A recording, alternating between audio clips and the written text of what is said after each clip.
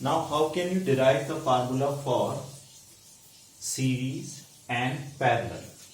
As we know, the total potential difference across the circuit in series comes out to be V is equal to V1 plus V2 plus V3. Now, according to Ohm's law, you can find the value for V1. V1 comes out to be I into R1.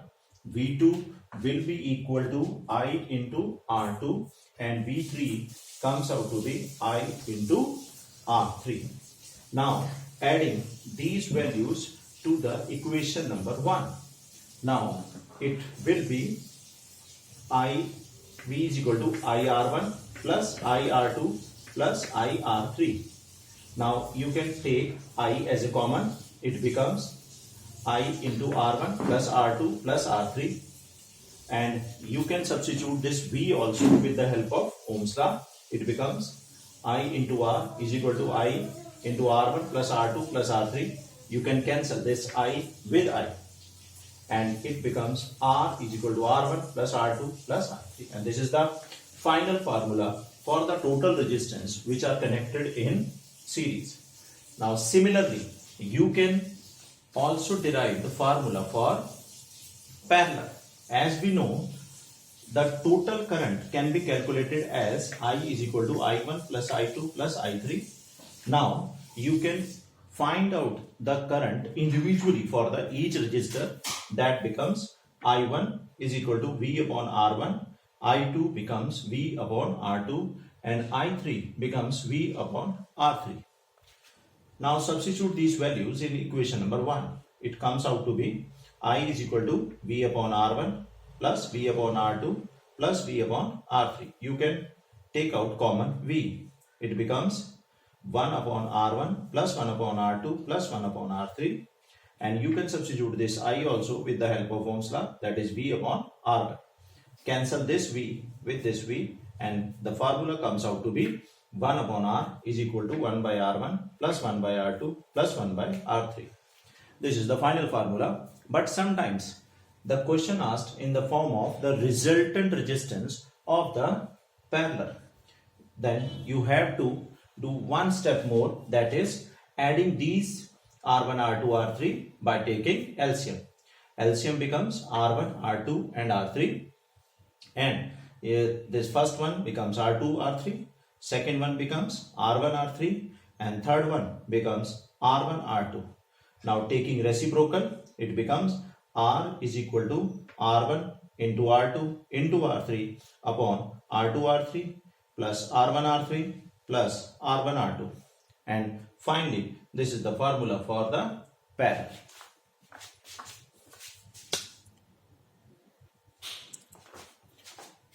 Next comes out to be Joule's law of heating, and in Joule's law of heating it states that heat produced in a conductor, it is always directly proportional to the square of the current present in the conductor, and heat is also directly proportional to the resistance of the conductor, and heat is directly proportional to the time for which the current is passing.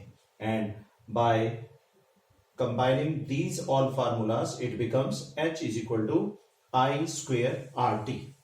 Now you can derive other formulas also with the help of this main formula by substituting the values of I and R one by one. Now let us see how it happens.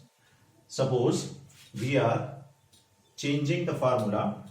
I is equal to V by R, and secondly R is equal to V by I.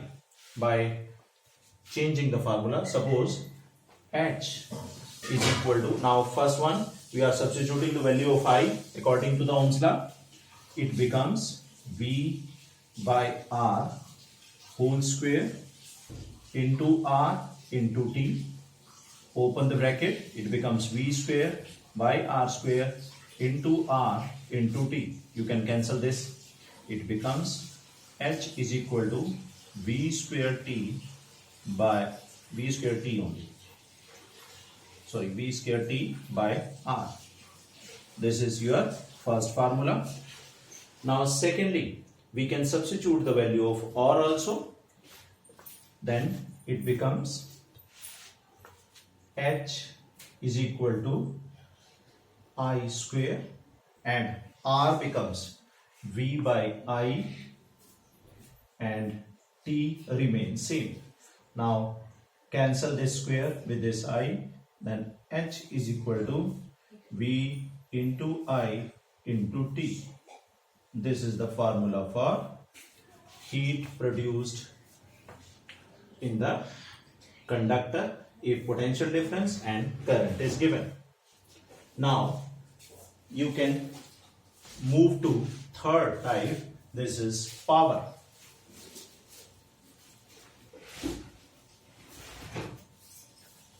Now in this power, as we know, the old formula for the power is rate of doing work.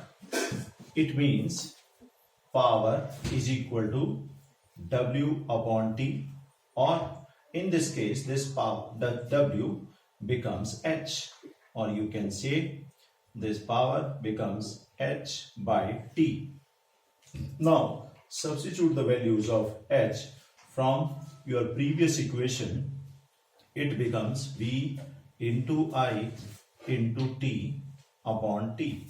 Cancel this T with T, then power formula becomes V into I. This is the main formula for the power.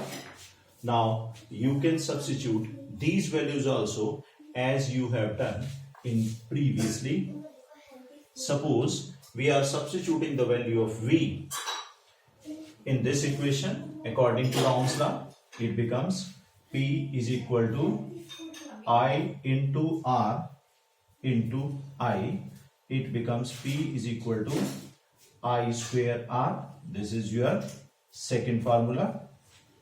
Similarly, you can substitute the value of I according to the Ohm's law. It becomes P is equal to V into I becomes V upon R, and you can write V square by R. Now this is your third formula. In this way you can calculate the several formulas. SI unit for the power is watt.